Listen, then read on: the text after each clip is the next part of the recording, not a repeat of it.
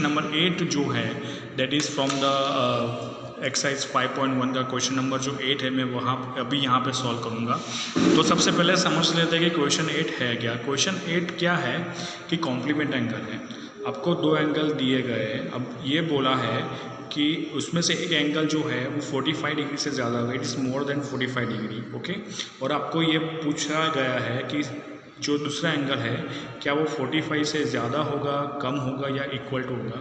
तो देखो स्टूडेंट, एक बात बहुत सिंपल है कि एक एंगल ऑलरेडी 45 डिग्री से ज़्यादा है। हम जानते हैं कि कॉम्प्लीमेंट एंगल 90 डिग्री का तो होता ही है, ठीक है। तो 40 ऑब्वियस बात है, जो दूसरा एंगल होगा वो 45 डिग्री से कम ही होने वाला है, ठीक है, क्योंकि एक ऑलरेडी ज़्यादा है उससे। जैसे मान लीजिए अगर x 60 है तो y 30 ही होने वाला है, यानी कि 45 से कम। पर इसको टेक्निकली या फिर मैथमेटिकली हमें उसे प्रूव करना है, that's why we are doing this sum on the board, ठीक है। तो हम उसको अभी बोर्ड पे करेंगे। तो आपको इसमें क्या करना है,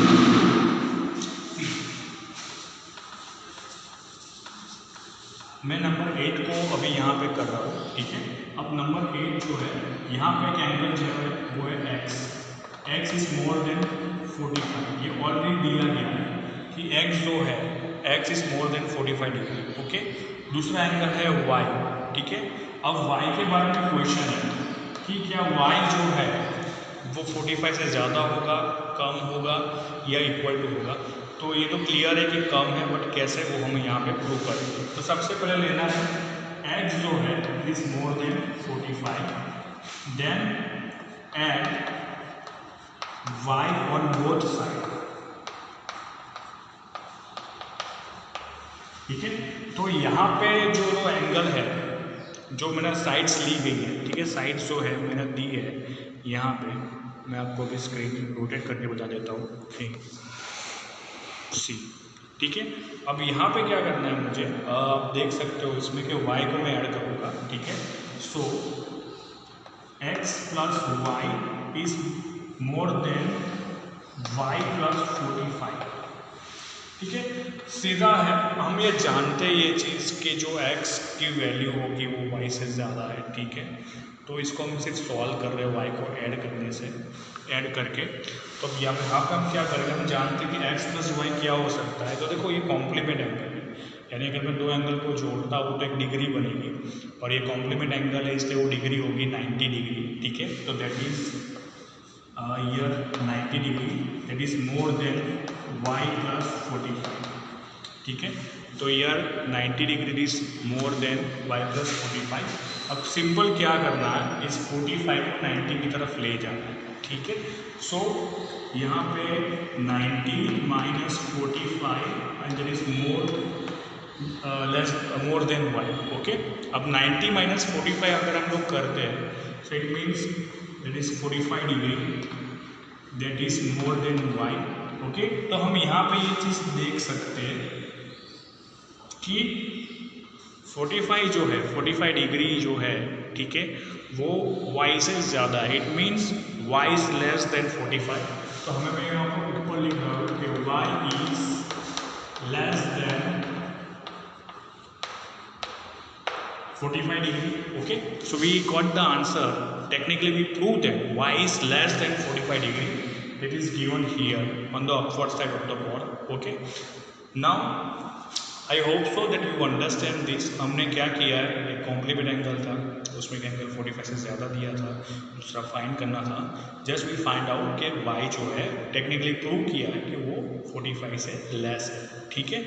now if you have a doubt then you can ask me in the comment section of the topper, okay, I will solve it. Now then we go for the next question, that is I will take the question number 10 first, ठीक है। मैं question 10 को पहले ले रहा हूँ क्योंकि 9 जो है काफ़ी इंपॉर्टेंट है, तो मैं उसको भी लास्ट में रख रहा हूँ क्योंकि पहले आपके बेसिक्स क्लियर हो जाएंगे, then after we will do the 9, okay. Now we go for that question number 10, okay. So see question number 10 क्या है, सी क्वेश्चन नंबर 10 में आपको फिगर ड्रॉ करके दी हुई, that is also in your text book, okay. I just draw that figure,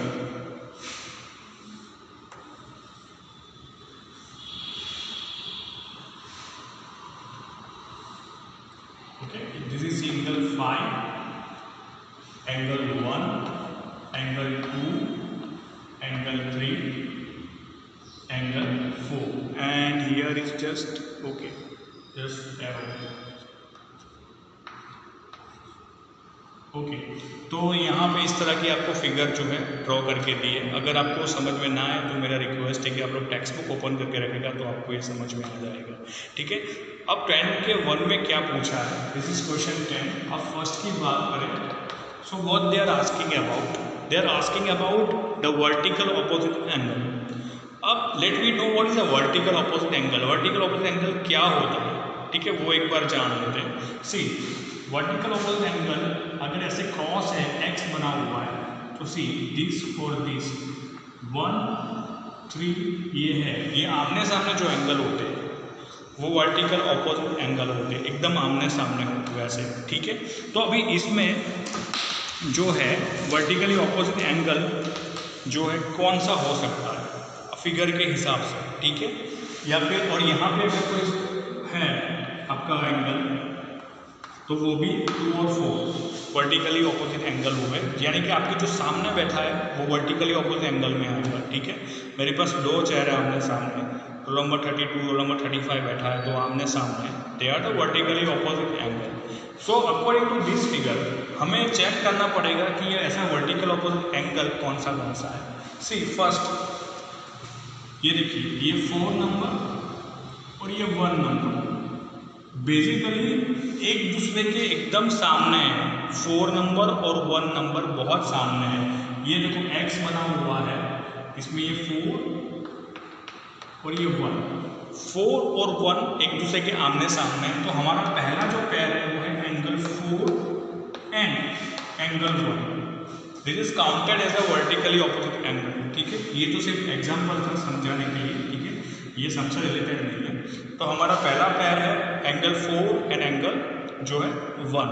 now second pair को ढूंढते हैं। अब देखिए सेकंड पेयर कौन सी है, एक तो है एंगल 5, ठीक है, उसके एग्जैक्ट सामने देखो तो ये वाली साइड जो है, जो मैं अभी यहाँ पे सेमी सर्कल बना रहा हूँ, वो होनी चाहिए उसकी सामने वाली ऑपोजिट साइड, बट वो डिवाइड है, वो डिवाइड है 2 पार्ट में। ठीक है, तो कौन से 2 पार्ट है, that is angle 2 and angle 3। This is the exactly opposite to angle number 5। ठीक है, वो दोनों एक दूसरे के एकदम सामने। तो हम कह सकते हैं कि यार 5 के सामने तो ये 3 तो दोनों है, तो भी उसको कैसे लिखे, तो हम ऐसे लिख सकते हैं कि मैं यहाँ पे लिख रहा हूँ angle 5 comma angle 3 plus angle 2 are the vertical opposite angle. हमको प्लस करके लिखना पड़ेगा क्योंकि वो उसके सामने की साइड है। ठीक है, वो उसके सामने की साइड है। एंगल 3 और एंगल 2 जो है वो एंगल 5 की बिल्कुल भी सामने है, यानी वर्टिकली ऑपोजिट है। ठीक है, that's why we call it vertically opposite angle. ठीक है, तो हमको ये फर्स्ट का आंसर मिल गया कि एंगल 4 सॉरी या फर्स्ट का आंसर मिल गया दैट एंगल 4 और एंगल 1 पेयर है, और एंगल 5 और एंगल 3 प्लस 2 वो दूसरी पेयर है। ठीक है, ये अक्टूबर में अपलोड हो जाएगा आज, तो आप उसके उस रेफरेंस में भी रख सकते हो वीडियो के। ठीक है, अब हम दूसरा क्वेश्चन फाइंड करते हैं। दूसरा क्वेश्चन क्या है 10 का, लीनियर पेयर्स बताइए, लीनियर पेयर कौन सी हो सकती है। तो सबसे पहले तो समझते हैं कि लीनियर पेयर आखिर होता क्या है। ठीक है, अगर मैं लीनियर पेयर की बात करूँ तो उसका एक छोटा सा रूल है कि उसके 2 आर्म्स, मान लो कि ये पॉइंट O है और ये A और ये B है, वो एकदम आमने सामने होने चाहिए। यानी कि देखो O से B और O से A एकदम एक दूसरे के आमने सामने। दूसरा, उनका एडजेसेंट एंगल की तरह एक कॉमन साइड भी होना चाहिए, दैट इज C। ठीक है, तो देखो यहाँ पे ये इसको हम लीनियर पेयर बोलते हैं, जिसका एक कॉमन साइड हो, 2 आर्म एक दूसरे के अपोजिट हो, it is called the linear pair of angle. ठीक है, अब हमें ऐसी सिचुएशन यहाँ पे ढूंढनी है, तो चलिए फाइंड आउट करते हैं। ठीक है, देखो पहला तो अगर मैं बात करूँ तो ऐसी पेयर कौन बनाता है, तो आप ये देख सकते हो कि अगर मैं इसको यहाँ पे A लिखूँ और यहाँ पे B लिखूँ और यहाँ पे C लिखूँ, और यहाँ पे O लिखूँ तो देखो ये जो फाई है एंगल A और एंगल B और एंगल फाई और एंगल 1, ठीक है। तो हमको सीधा सीधा पता चलता है कि लीनियर पेयर के दो जो एंगल है, हमारे दो एंगल हो सकते हैं कि यहाँ और यहाँ, वो कौन कौन से होंगे।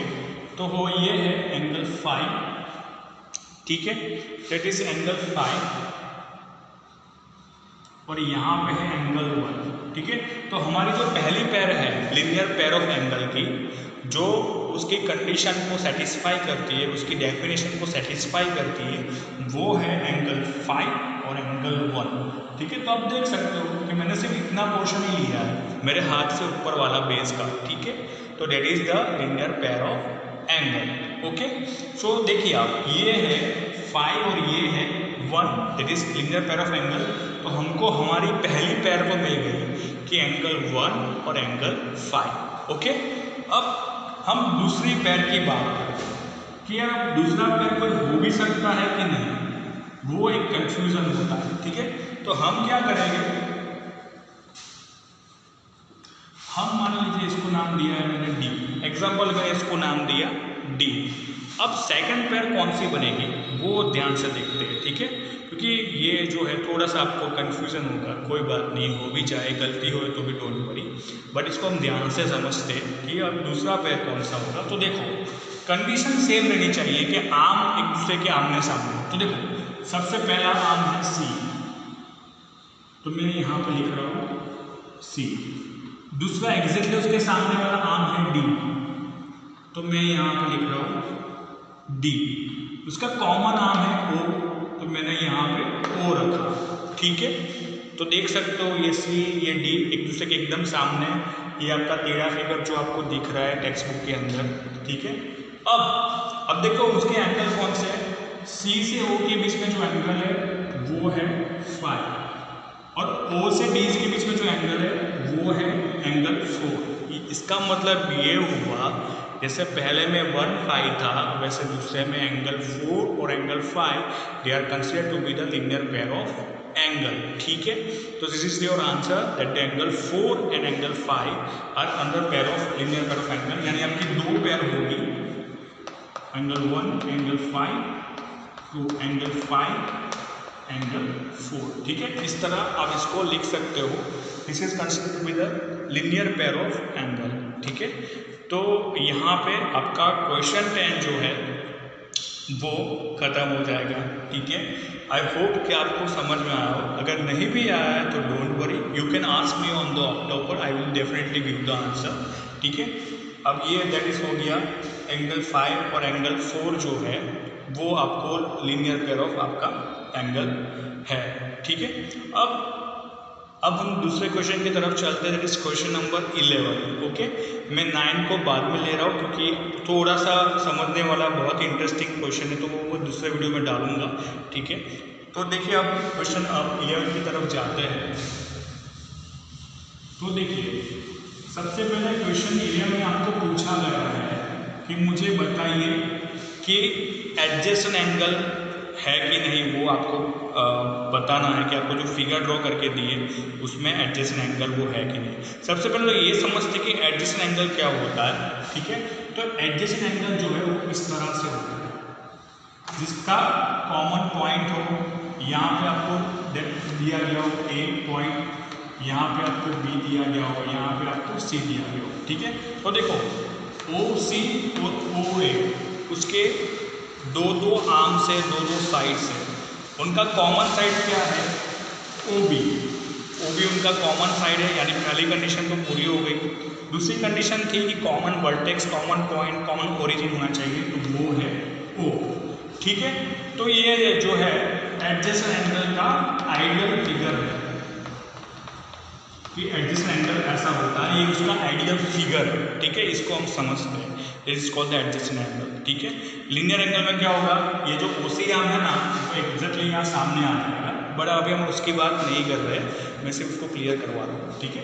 अब देखो आपको जो फिगर ड्रॉ करके दी गई है वो कुछ इस तरह से Z बना के दिया है, वो भी उल्टा वाला, ठीक है। चलिए हम इसको कंपेयर करते हैं। मान लीजिए कि ओरिजिन कॉमन वर्टेक्स होना चाहिए, तो चलिए मैं O लिखता हूँ, यहाँ पे अगर मैं A लिख दूँ, ठीक है, और यहाँ पे अगर मैं सी लिख दूँ तो मुझे अभी मेन प्रॉब्लम तो कहाँ आएगा कि ओ ए का ओरिजिन जो है वो ओ है, ठीक है। ये जो रे निकल रही है आपकी, ये लाइन निकल रही है वो ओ से निकल रही है, लेकिन ये जो सी निकल रही है उसका ओरिजिन अलग होगा। मान लीजिए उसका मैंने नाम दिया एक्स, ठीक है। यानी सबसे पहले तो पहली कंडीशन जो थी कि भाई कॉमन वर्टेक्स होना चाहिए, कॉमन ओरिजिन होना चाहिए दोनों साइड्स का, दोनों आर्म का।